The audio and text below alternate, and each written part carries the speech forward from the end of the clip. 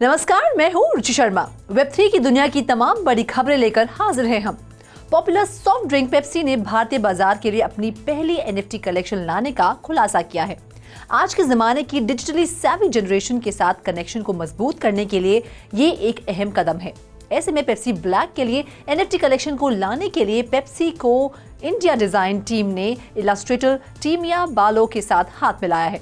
NFT collection को विकसित और टेक्नोइड यंगर जनरेशन के लिए एक समान कहा जा रहा है, जिनका आत्म अभिव्यक्ति में दृढ़ विश्वास है और टेक्नोलॉजी में गहराई से जुड़े हुए हैं। बेवरेज कंपनी 20 एनएफटी का एक सेट जारी करेगी जो पॉलीगॉन ब्लॉकचेन पर मिंट की जाएगी। इसके अलावा ये कलेक्शन इनोवेशन, सेल्फ एक्सप्रेशन और एवोल्यूशन पर आधारित है, ये ब्रांड पेप्सी का कहना है। बढ़ते हैं अगली खबर की ओर।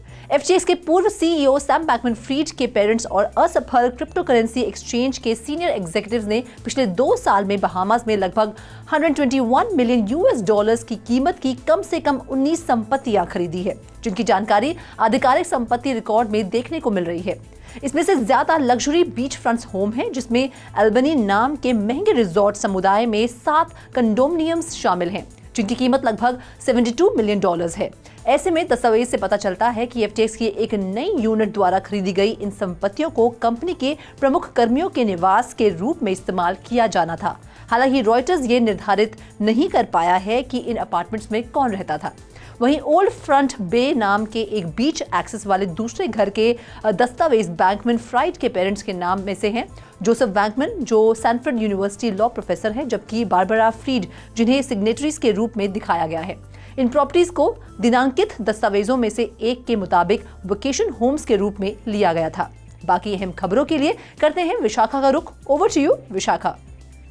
रिपल ब्लॉकचेन के chief technology officer David Schwartz ने ट्वीट किया कि भले ही क्रिप्टो समुदाय ने एफटीएक्स की हुई घटना में कुछ गलतियों से सीख ली है, लेकिन एक महत्वपूर्ण सबक रह जाएगा। श्वार्ट्ज ने तर्क दिया है कि एफटीएक्स एक्सचेंज द्वारा की गई धोखाधड़ी खुद को तब तक दोहराएगी जब तक कि प्रिमिटिव मैकेनिज्म एसेट मैनेजर्स को ग्राहकों के फंड के साथ सट्टा लगाने से रोकता नहीं। निवेशक के उचित परिश्रम या कानून के बावजूद रिपल सीटीओ इस निष्कर्ष पर पहुंचे हैं कि एफटीएक्स की तरह की धोखाधड़ी हमेशा होती रहेगी, क्योंकि लालच रुकने वाला नहीं है।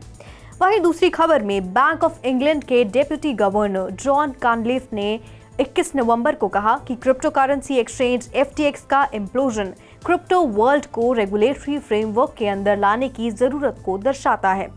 एफटीएक्स, जिसने यूएस बैंक्रप्सी कोर्ट प्रोटेक्शन के लिए फाइल किया है, उसने कहा कि इसके 50 सबसे बड़े क्रेडिटर्स का लगभग 3.1 बिलियन डॉलर्स बकाया है। जॉन कॉनलिफ ने कहा कि एफटीएक्स द्वारा पैदा की गई मुश्किलों ने रेगुलेटर्स को जल्द से जल्द टाइटर कंट्रोल स्थापित करने की जरूरत पर रोशनी डाली है। इसके पास ब्रिटेन में काम करने का लाइसेंस नहीं था, फिर भी इसने वेव्स पैदा की। फिलहाल ब्रिटेन में क्रिप्टो फर्म्स को सिर्फ ये दिखाना है कि वे मनी लॉन्ड्रिंग को रोकने के लिए सफिशिएंट कंट्रोल्स कर सकते हैं।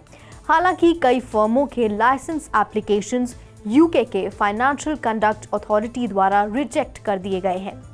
ब्रिटेन एक नई फाइनेंशियल सर्विसेज और मार्केट्स लॉ को मंजूरी दे रहा है, जो स्टेबल कॉइन्स के लिए रेगुलेशन पेश करेगा, एक क्रिप्टो एसेट जो करेंसी और क्रिप्टो एसेट्स के मार्केटिंग जैसे एसेट द्वारा समर्थित है।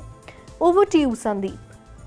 फिलीपींस में एक वेब3 फर्म ट्वाला ने लोगों की पहचान की आवश्यकता वाली प्रक्रियाओं में सुधार के लिए डिजाइन किए गए अपने डिजिटल सेल्फ सॉवरेन आईडी यानी एसएसआई प्रोडक्ट से पर्दा उठा दिया है।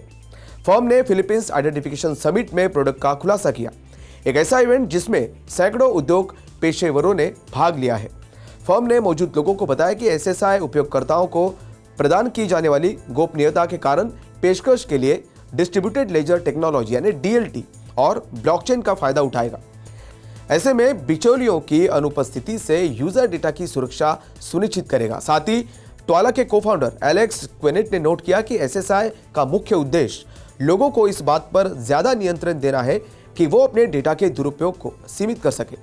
वही रुक करते हैं अगली खबर की ओर। ब्राजील और लैटाम के सबसे बड़े प्राइवेट बैंक्स में से एक इटाऊ यूनिबैंको ने क्रिप्टो रिलेटेड सर्विसेज के बिजनेसेस में कदम रखने का फैसला किया है। कंपनी ने 17 नवंबर 2022 को घोषणा की कि वो 2023 में क्रिप्टो करेंसी कस्टडी सर्विसेज को लॉन्च करने की योजना बना रहा है। इटाऊ डिजिटल एसेट्स कंपनी का डिवीजन जो सभी चीजों को क्रिप्टो से जोड़ता है वो इस सॉल्यूशन के पीछे तकनीक का प्रभारी होगा।